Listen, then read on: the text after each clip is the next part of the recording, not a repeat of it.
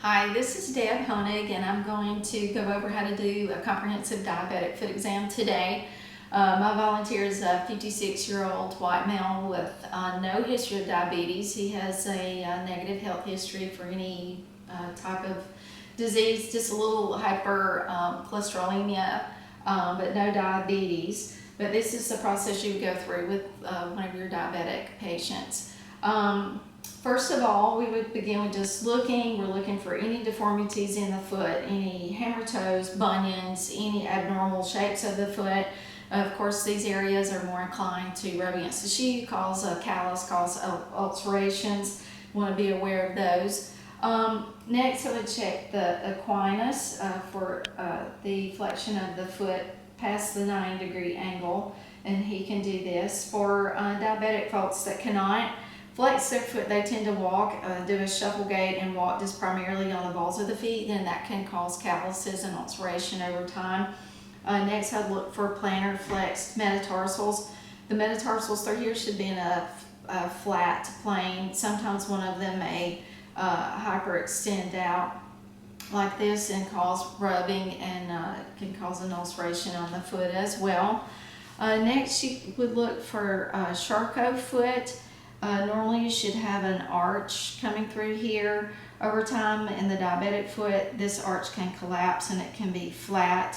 And because of neuropathy, this doesn't hurt them, they don't feel, and they can develop a wound here over time. And you really need to differentiate between this being a current foot infection or just a chronic wound from the Charcot foot.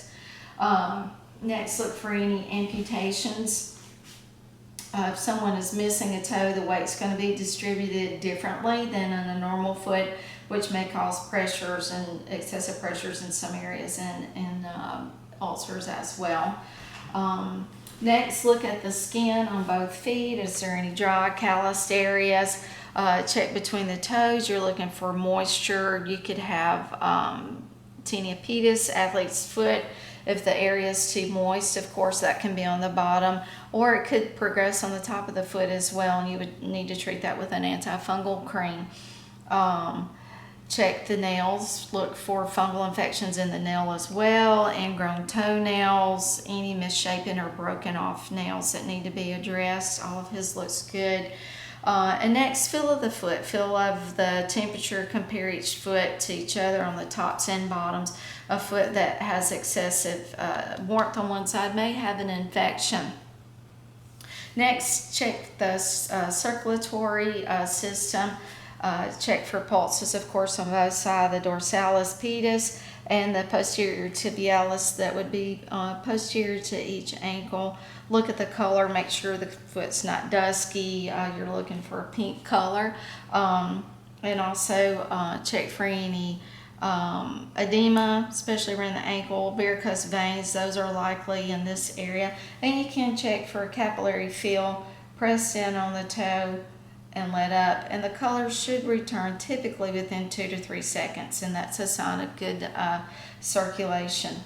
Next, we'll go to the neuro exam. We're going to assess the feeling on the foot.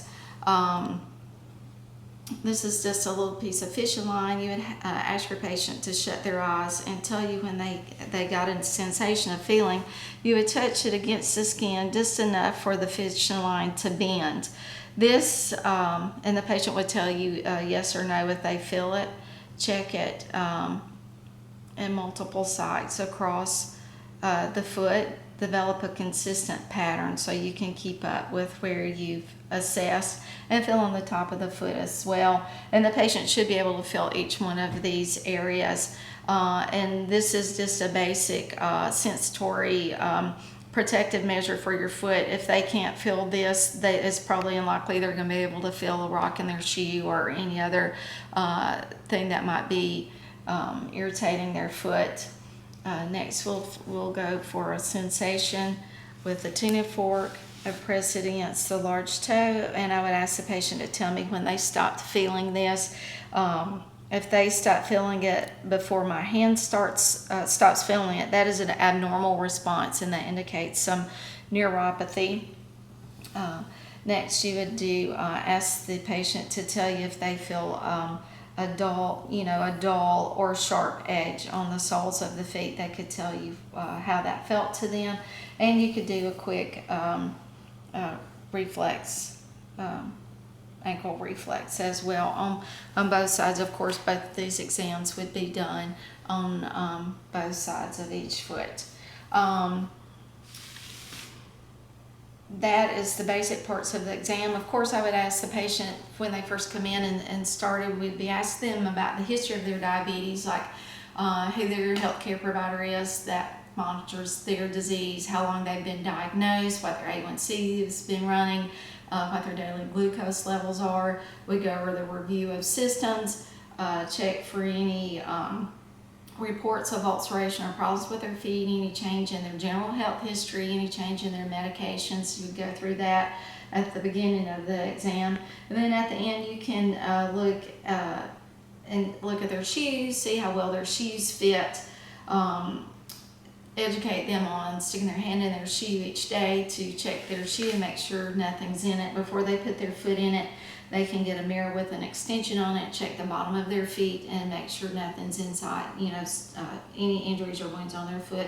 Teach them to keep the foot clean and dry socks, and to let the healthcare provider know if they're having any problems. A well-maintained diabetic person can have a foot exam once every year. If they're showing any signs of neuropathy, they need to come in every 6 months. If they're having signs of circulatory problems as well, quarterly. And if they've had an ulcer, history of ulcers, they need to come in at least every 2 months. And if they have active ulcers, that would need to be monitored as needed, possibly even weekly.